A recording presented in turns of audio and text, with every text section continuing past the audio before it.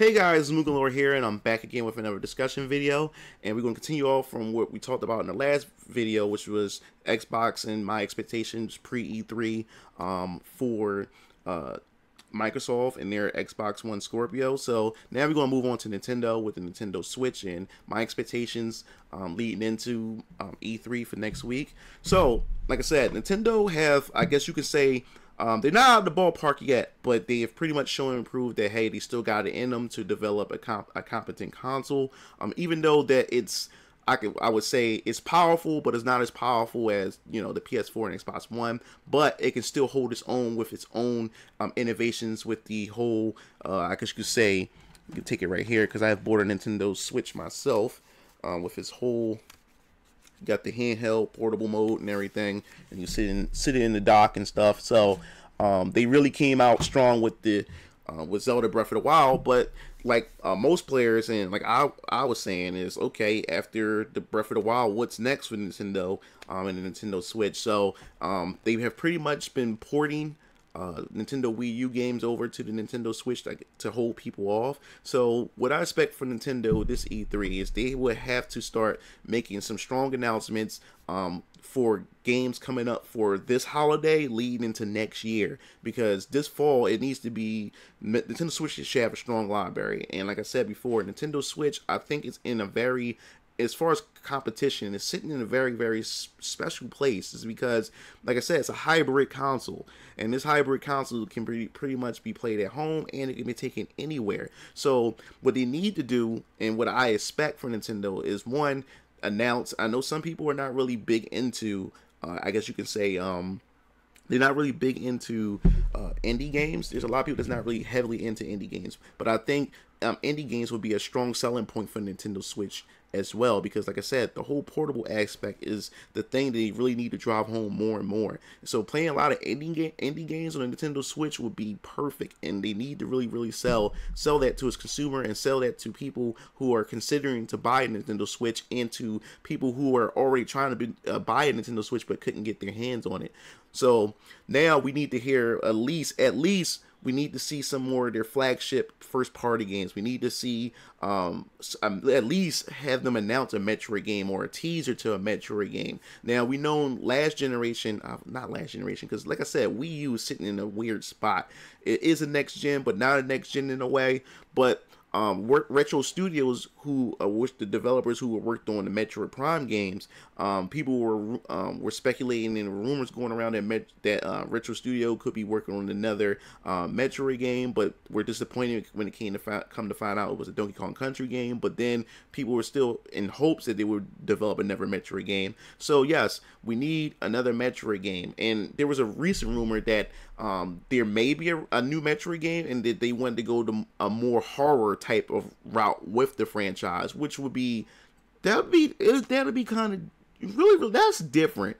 But we definitely need to either see a Metroid or surprise us. Like I said, this is getting kind of ambitious here, so brace yourself and bear with me. It would be very smart, or it'd be shocking of them to announce a new F-Zero game for the Nintendo Switch. But they really need to come home and come strong with their first party titles. Now, of course, you will probably most likely see some more gameplay of Mario Odyssey. Of course, I would love to see some Xenoblade 2 gameplay and see where this game is going, because I'm really looking forward to that. We need some more JRPG, especially on the Nintendo console. Definitely like to see where they would go with that. Now, as far as Pokemon is concerned, yes, they did an Nintendo Direct a few days ago, and we have gotten information that they are porting over a Pokken Tournament, and I guess you could say 5 new characters to it. So we have a Pokken Tournament Deluxe, and people were hoping that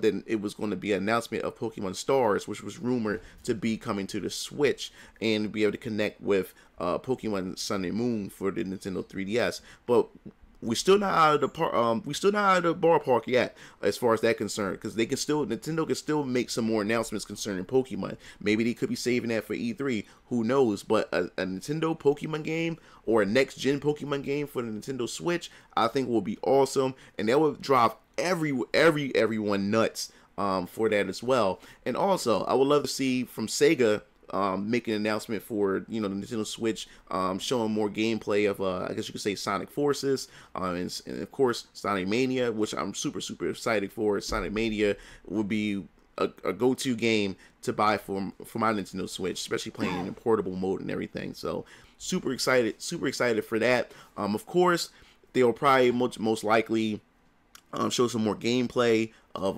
Splatoon 2, so we'll be definitely getting some information on that. But like I said before, we need to see that they have a strong third-party lineup, so I can't wait to see what third-party publishers are publishing and producing games for the Nintendo Switch coming up this holiday, leading up to 2018. Because what they need to do is build consumer confidence into, you know, hey, if I get a Nintendo Switch, I know I will be stacked with games this coming holiday, and I have nothing to worry about 2018, or at least the beginning of 2018. I know we have some good games that's coming out, so they really need to drive that home. We need to see the third party support. Nintendo have done well as far as sales for the Nintendo Switch, because Nintendo Switch is hard to find, but Reggie Fils-Aimé did say that expect some more shipments of the Nintendo Switch this year, I guess during summer leading up to the holiday, so everyone will be able to get their hands on Nintendo Switch by the rest of the end of the year and everything. So that's a good thing.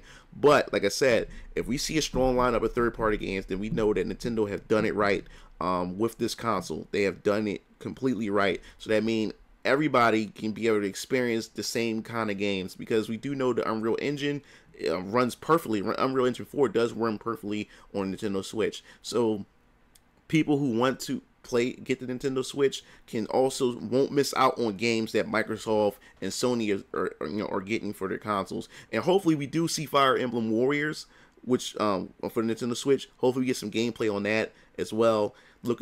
Super looking forward to that. But Nintendo's in a sweet spot, you know. They could drive home that we got third-party companies, and you can have a strong lineup of first-party games coming up from the end of this year leading up to 2018. And I think Nintendo will be just fine. So I'm super excited, and I can't wait. So give me you guys' opinions. What do you think Nintendo, or what are you expecting from Nintendo this coming E3? And what games are you looking forward to, or what games are you predicting that Nintendo may reveal this E3? So if you like this video, make sure you hit that like and hit the subscribe button. This is MugenLord, and I'm signing off.